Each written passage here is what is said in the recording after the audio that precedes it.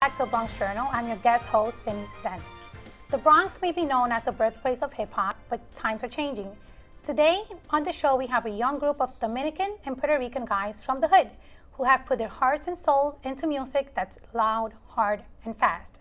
And surprisingly, none of them have ever taken a music lesson. Joining us are three members of the five of 9 Days to Drop: Jordan Perez, Alfonso Rodriguez, and Carlos Inciano. Welcome to the show, guys. Hi. Thanks for inviting us. How are you tonight? I'm doing good. Yeah.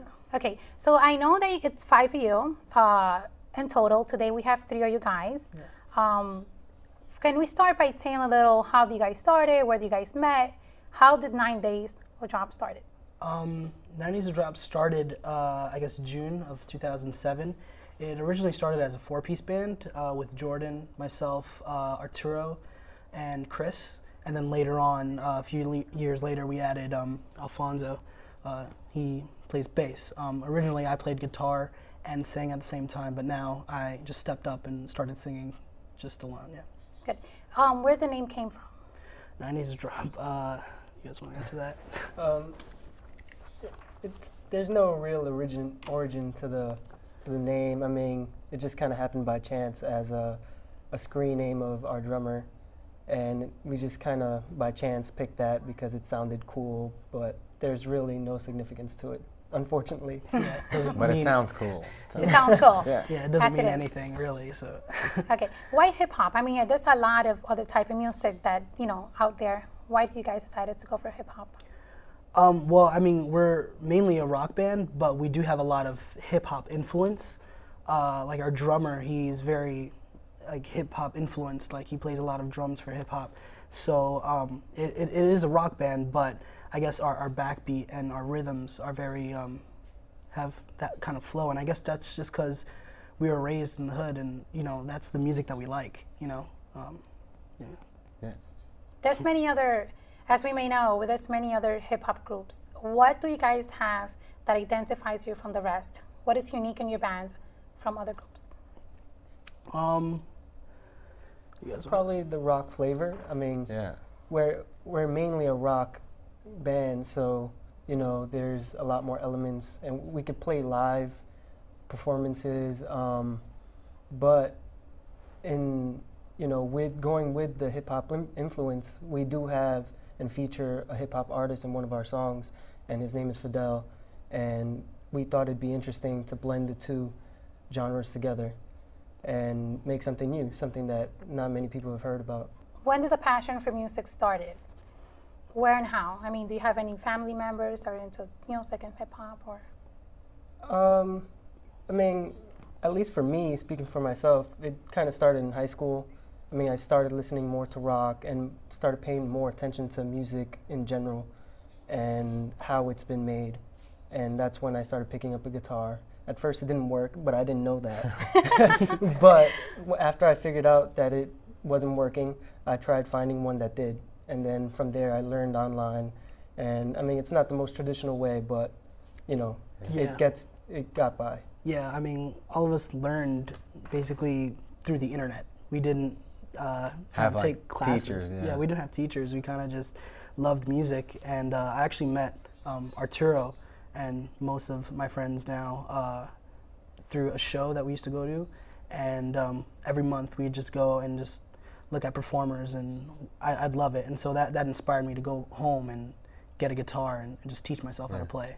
Like we're all united by music, I would say. That's the main part of our friendship. Okay. So. The five members of the band are Latinos. Is there any type of Hispanic or Latino influence into your music? I would say no. I mean, I've been pushed. A lot of people say, you're Hispanic, throw some Hispanic lyrics in there. And I mean, I've dabbled in it, but Spanish really isn't my main language. I was born here, so I speak more English than anything. But I mean, I know in the future I'm definitely going to experiment with that. I know we are. We're going to influence a lot of kind of Latino things, maybe Latino lyrics, make a Latino rock song. I think our Hispanicness is showed through, I guess, terminology nowadays, through our swagger.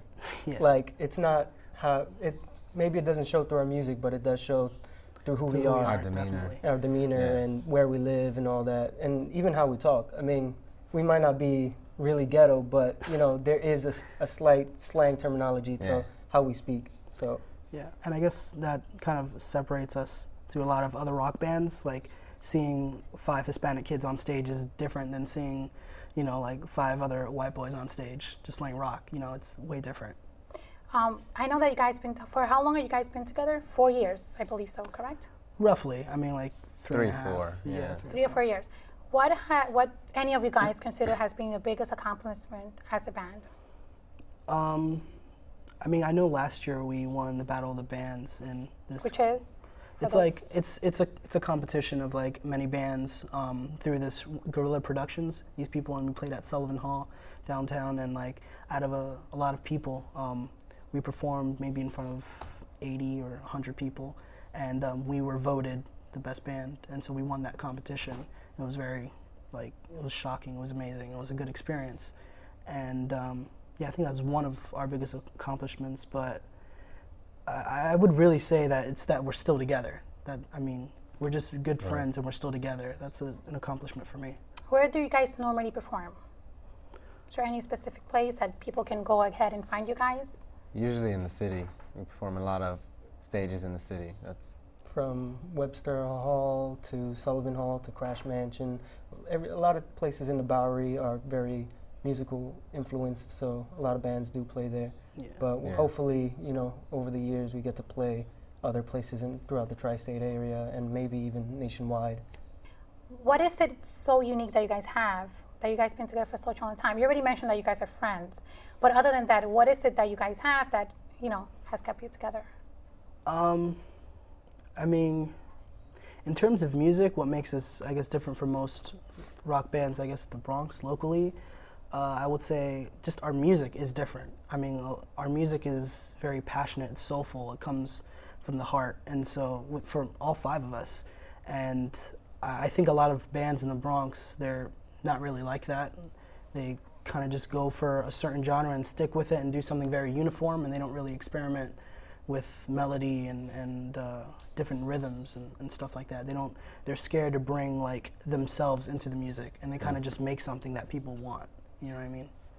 Can you please talk a little about the process of making a song? I mean, who writes a song, who makes the arrangements, and so forth? Say something. Well, Carlos mostly writes lyrics, but we all contribute musically. And in terms of recording music, for our past few songs, we've recorded with Lowell Thompson, who's produced our music, and he's really great. He's great at what he does. And yeah, I mean, it's not just one unit that creates everything. It's a medley of people that get involved. Okay. Can you please tell me where can people find more information about yourself? Maybe your email address, a phone number, a website? They can definitely find us at Facebook if you just search our name, 9 Days to Drop. We have a reverbnation.com/9 Days to Drop. You can find our music there, and you can like us, and you can follow us on Twitter, Facebook, and Reverb Nation.